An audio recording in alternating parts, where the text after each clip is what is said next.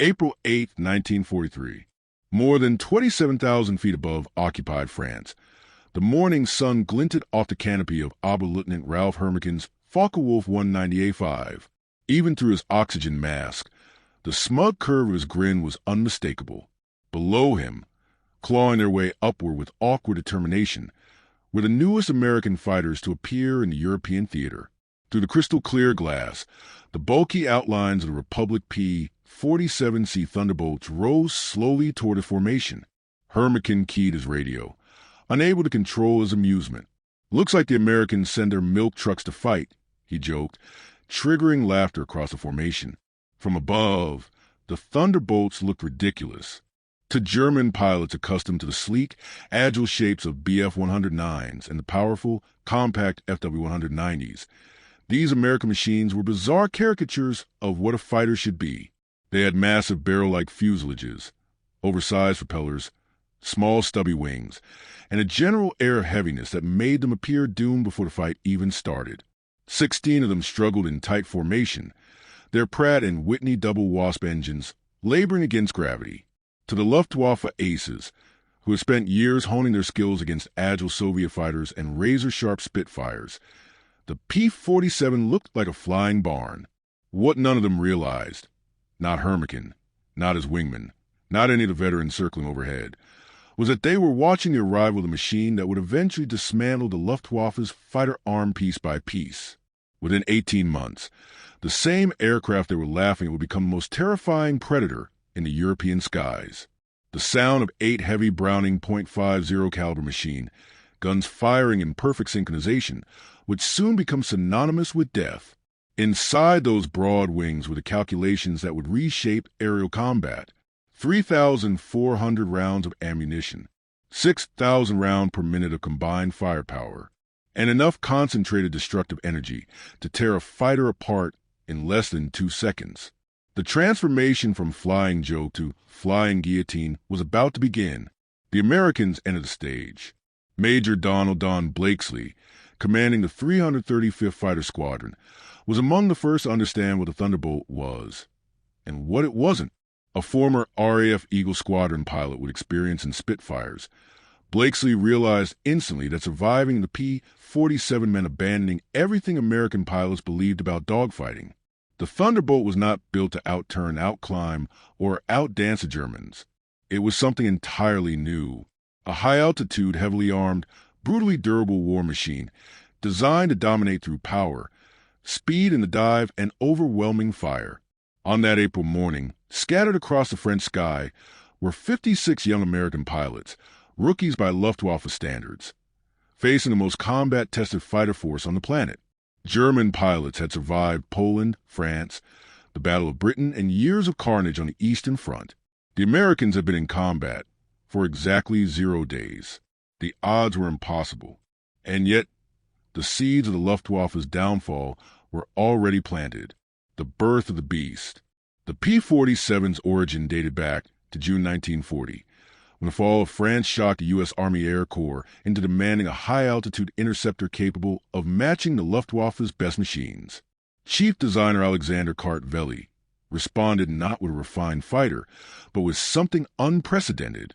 "It will be a dinosaur," Kartveli warned his team, "but it will be a dinosaur with perfect proportions."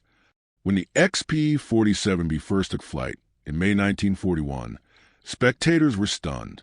At nearly 10,000 pounds empty, it was 65% heavier than the aircraft it was replacing. Its massive turbo-supercharger system ran through the entire fuselage, giving the plane an almost swollen shape. Test pilots approached it skeptically. Does this thing actually fly? It did, and at altitude, it flew like nothing else on Earth. The 2,000 horsepower double Wasp engine retained full power at 27,000 feet, an altitude at which German fighters were gasping. The giant turbo supercharger fed compressed air into the engine, giving the Thunderbolt sea-level performance in the stratosphere. But the plane had a dark side. The P-47, killer of its own pilots. Major Huber Hub Zemke, training new pilots in Connecticut, initially despised the aircraft. Between September 1942 and January 1943, his unit lost 18 pilots, 41 aircraft, in training alone. The Thunderbolt could be vicious. It ground looped on landings, flipped on takeoff due to powerful torque, and dove so fast that pilots experienced control lock from compressibility, a phenomenon barely understood at the time. Yet, those who mastered it understood its potential. One of them was Lieutenant Robert Johnson, the Oklahoma farm boy who would become one of America's top aces with 27 victories. His first impression: it was like being strapped to a locomotive. You didn't fly it, you aimed it. The first battles, a rough start. In their early encounters, the Thunderbolts fared poorly. They couldn't turn with FW-190s, couldn't climb with BF-109s, and struggled at medium altitudes where the Luftwaffe excelled. German officers mocked the new American fighter. It flies like a truck and turns like a freight car. And indeed, the statistics were grim. In their first month, the Americans lost 14 P-47s and scored only 3 kills. British observers joked, the best evasive maneuver in a P-47 is to unstrap and run around the cockpit. But beneath those early failures, something crucial was happening. German intelligence missed a key detail. The Thunderbolt could take unbelievable punishment. One P-47 came home with 21 cannon hits and over 100 machine gun impacts, damage that would have shredded a Messerschmitt or Spitfire. And when the Thunderbolt's guns did hit their targets, German aircraft didn't fall. They disintegrated. The day the Luftwaffe stopped laughing. June 26, 1943, the date that changed everything. Over the French town of Lizeau, Second Lieutenant Robert S. Johnson of the 61st Fighter Squadron found himself in the middle of an aerial nightmare that would become one of the most astonishing survival stories in air combat history. His formation of 48 P-47s was returning from escort duty when a perfectly timed attack hit them from above. 16 FW-190s from Jag Eschweder 26, led by Wilhelm Ferdinand Galland, younger brother of the legendary Adolf Galland. The Germans executed an ambush straight from a tactics manual, diving out of the sun with overwhelming speed and precision. Johnson was one of the last in formation. He was the first to be hit. A storm of cannon shells ripped through his Thunderbolt in the opening seconds. 20-millimeter explosions shattered his canopy, sent hot hydraulic fluid spraying across the cockpit, tore away sections of the engine cowling, and ignited fires behind the instrument panel. Shrapnel tore into his nose and leg, leaving him bleeding and partially blinded. He tried to bail out. He couldn't. A cannon shell had warped the canopy rails, fusing them shut. Johnson was trapped inside a dying machine at nearly 30,000 feet, yet the Thunderbolt, against all logic, refused to fall. With oil covering the windscreen, a half-crippled engine coughing and shaking violently, and controls barely responding, Johnson coaxed the aircraft into a shallow path toward England. It should not have been possible. And then, impossibly, it got even worse. The execution that failed. A lone FW-190, flown by a pilot whose identity remains uncertain to this day, spotted the crippled Thunderbolt staggering away from the battle. He dove in behind Johnson and unleashed the full fury of his weapons. 4 20mm cannon, 2 heavy machine guns. Johnson could only crouch behind the armored seat plate, while the German made repeated attack runs. When the FW-190 finally exhausted its cannon ammunition, the German pilot closed in again, now firing only his machine guns. The Thunderbolt absorbed round after round, and still refused to die. Finally, the German pulled alongside, close enough that Johnson could see the man's face. Young blonde, first confident, then confused, then shaken. He looked at the shattered, burning, bullet-riddled Thunderbolt beside him, a machine that by every rule of aerial warfare should have been a falling fireball. The German shook his head slowly. Then, in a moment that would become legendary, he raised his hand and gave Johnson a small salute before peeling away. Out of ammunition, out of answers, out of belief, Johnson landed his wreck at Manston, where ground crews counted over 200 bullet and cannon impacts. The engine mount was torn, the main structural beams shot through, the control cables frayed, the canopy destroyed, the engine barely holding together. It had no right to fly, and yet it had brought him home. The story raced through both air forces. German intelligence at first refused to believe the reports. No aircraft could survive that level of punishment. But dozens of pilot testimonies confirmed it. The era of underestimating the P-47 ended that day. The tide begins to turn. By mid-1943, American squadrons began to understand what their machine was truly built for. Lieutenant Colonel Hubert Zemke, once the P-47's harshest critic, finally unlocked its secret formula. Don't turn with German fighters.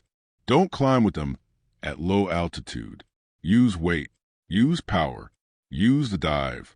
Use the guns. The Thunderbolt's greatest weakness, its enormous weight, became its deadliest weapon. When a P-47 pointed its nose down, nothing in the Luftwaffe's arsenal could match its speed. From 30,000 feet, it could exceed 550 miles per hour in the dive, faster than any German fighter could safely reach. And with its enormous momentum, the P-47 could convert that speed into a climbing zoom that left even the best German pilots helpless. The birth of boom and zoom. Captain Walker, Bud, Mahurin pioneered the tactic that would become the Thunderbolt's signature, boom and zoom. The Americans stopped trying to dogfight. They turned the sky into a vertical battlefield. The method was simple and devastating. Climb above the enemy to altitudes where German engines struggled. Roll inverted and dive at extreme speed. Fire a concentrated burst of heavy machine gun fire. Climb back upward before the enemy could react.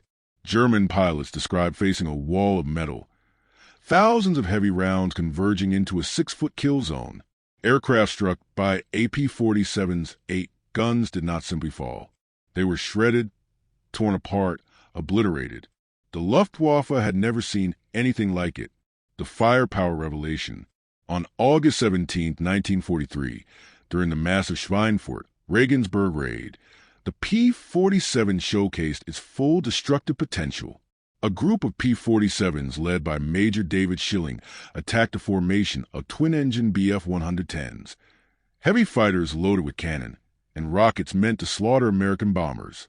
A German gunner who survived later gave a stunned account. They came down like hammers from the heavens. I hit one with multiple shells. Nothing. Then he fired back. The aircraft in front of us simply ceased to exist. 8 German aircraft were destroyed in under a minute. At convergence range, the Thunderbolt unleashed up to 100.50 caliber projectiles per second, each moving at nearly 900 meters per second. The effect was instant annihilation, the stratosphere advantage. By autumn 1943, the Luftwaffe discovered another terrifying truth. The higher the battle, the stronger the P-47 became. Its turbo-supercharged engine thrived above 25,000 feet, while German engines gasped for oxygen. This advantage became lethal on October 8, 1943. Oberstleutnant Hans Philipp, one of Germany's most decorated aces with over 200 victories, led an intercept mission against American bombers. His FW-190 struggled at 28,000 feet. Above him, the P-47s of the 56th Fighter Group waited like predators. Robert Johnson, now an experienced fighter, dove on Phillips' aircraft. His burst hit the German ace from tail to nose. The FW-190 exploded midair. Even Germany's best could not survive a Thunderbolt at altitude. The psychological effect was enormous. If Hans Philipp could be destroyed so easily, what hope did anyone else have? The report that shocked Goering. In November 1943, a comprehensive assessment of the P-47 reached Reichsmarshal Hermann Goering. It read like a list of nightmares. Higher operational ceiling than any German fighter. Dive speeds approaching the sound barrier. Armor capable of surviving multiple cannon hits. Firepower unmatched by any Axis aircraft. Structural strength making it nearly impossible to shoot down. The Luftwaffe command realized the truth. The P-47 was not a fighter. It was a force of nature. And worse, America was producing them by the thousands. The arrival of a new monster, the paddleblade Thunderbolt. January 1944 marked the next evolution in the Thunderbolt's transformation. The introduction of the P-47D-22 variant, equipped with a massive Hamilton standard paddleblade propeller, changed the aircraft behavior overnight. These blades were enormous, 13 feet in diameter with broad surfaces that sliced into the air like industrial machinery. The result? Dramatically improved climb rate, better acceleration, greater control at high altitude, a deeper, more menacing engine roar. Where earlier Thunderbolt models climbed reluctantly, the new variant leapt upward with ferocity. German pilots noticed immediately. Hauptmann Heinz Nock of Jagerschwader 11 described his first encounter. "The fat Americans have learned to climb. They stayed with us all the way to 30,000 feet. Schmidt tried to escape upward. He was torn apart. The Thunderbolt was no longer just a diving predator. It had become a high-altitude hunter that could match or exceed German fighters on the vertical axis. And the new propeller brought with it a terrifying new element: sound. German ground troops learned to identify the P-47 long before seeing it. The deep thunderclap produced by the propeller tips nearing the speed of sound earned the fighter a new name: Donnerschlag, the thunderclap. It was the kind of noise that made men freeze. The range problem and the solution. One of the Thunderbolt's early weaknesses was its limited range. Even with drop tanks, it struggled to escort bombers deep into Germany. But by early 1944, new fuel configurations solved the issue, with two 108-gallon wing tanks, or a 75-gallon belly tank. The P-47 could stretch its range to over 1,000 miles. This meant something profound. Thunderbolts could now stay with the bombers into Germany, fight, and still have fuel left to return. The Luftwaffe's last advantage, timing their attacks when escorts turned home, evaporated. American pilots no longer vanished at the German border. They were waiting. Aerial slaughter, the P-47's new role. As more P-51 Mustangs arrived to handle long-range escort missions, the P-47 found its next destiny: ground attack domination. Once unleashed in this role, the Thunderbolt became the German Army's worst nightmare. Its 8.50 caliber machine guns were already devastating, but the addition of bombs and rockets transformed it into a flying artillery platform. The P-47D-25 could carry two 1,000-pound bombs under its wings, a 500-pound bomb under the fuselage.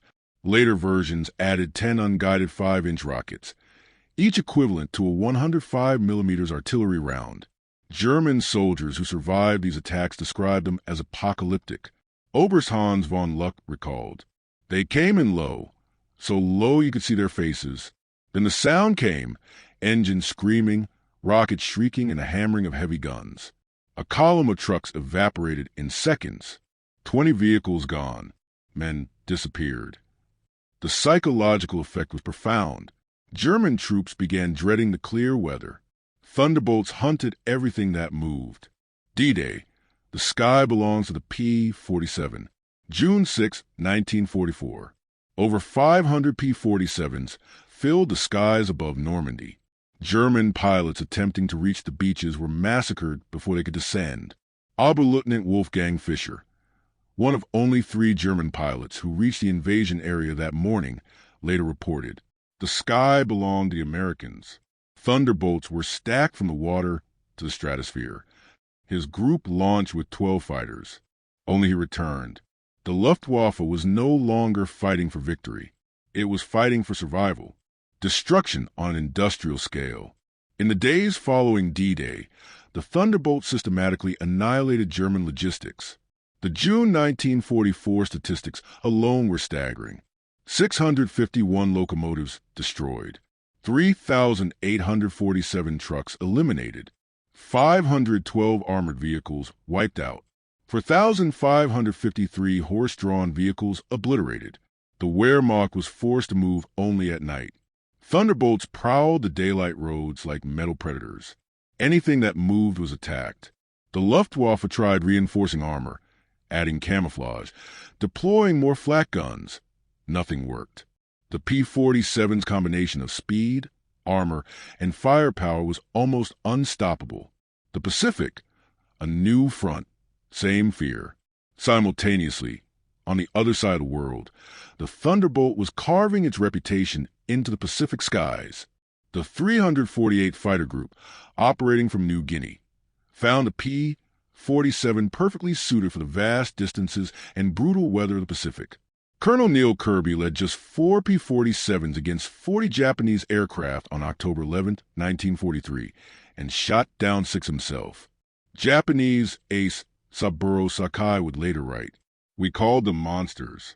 Our cannon shells passed through without effect, but their guns tore our aircraft apart in seconds."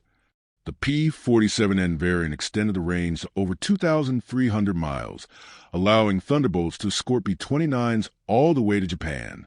The short-legged joke of 1943 had now become a long-range executioner. Propeller fighters versus jets. As the Germans began deploying the revolutionary Me-262 jet fighter, the Luftwaffe hoped this new machine might restore aerial superiority. But Thunderbolt pilots learned quickly how to kill jets, catch them during takeoff or landing, or dive from above at extreme speed. On November 27, 1944, Lieutenant Colonel John C. Meyer became one of the first Allied pilots to shoot down a 262 in AP-47. Diving from nearly 30,000 feet, he gained enough speed to close the distance before opening fire. The jet broke apart under the sustained .50 caliber barrage. Major George Boswick shot down 2 Me-262s in March 1945, explaining, "The jets were faster, but fragile. One burst from our guns, and they came apart like toys." The message was clear. Even the future of German aviation could not escape the Thunderbolt's firepower. Operation Bodenplatte, the last desperate gamble. January 1st, 1945, the Luftwaffe launched Operation Bodenplatte, a massive surprise assault designed to smash Allied air power on the ground. Nearly 900 German fighters, many flown by the last remaining veteran pilots, swept across Belgium and the Netherlands, targeting airfields packed with Allied fighters. At WWII, 34 airfield near Metz, home of the 365th Fighter Group, the attack initially succeeded. P-47s burned fiercely on the tarmac, smashed by cannon fire. 22 Thunderbolts were destroyed before they ever left the ground. A captured German pilot, emboldened by the destruction, sneered at the Americans. "What do you think of that?" Major George Brooking didn't flinch. He simply pointed to the flight line, where ground crews were already clearing debris and preparing for replacements. "By tomorrow," he said, "we'll have 40 new aircraft. How long will it take you to replace your pilots?" The German smirk faded. The truth was undeniable. Within 48 hours, fresh P-47s filled the field, flown in from assembly hubs in England. The Luftwaffe, however, had lost 271 aircraft and 213 irreplaceable pilots, squadron leaders, instructors, aces. Germany's fighter arm had been gutted. This was the moment when the Luftwaffe's fate became irreversible, when industry became a weapon. The United States had turned manufacturing itself into an instrument of war. Republic Aviation built 15,683 P-47 Thunderbolts, more than any other U.S. fighter type. The Farmingdale plant on Long Island rolled out one completed Thunderbolt every hour at peak production. Meanwhile, the brand new Evansville plant in Indiana was producing 500 aircraft each month. Each P-47D required 65,000 individual components, 8 miles of electrical wiring, 2,000 pounds of aluminum, 300 pounds of rubber, 2,400 precision-machined engine parts. Most astonishing of all, much of this work was performed by American women with no aviation experience prior to Pearl Harbor. The machines they built often exceeded pre-war quality standards. Ammunition production reached equally absurd scales.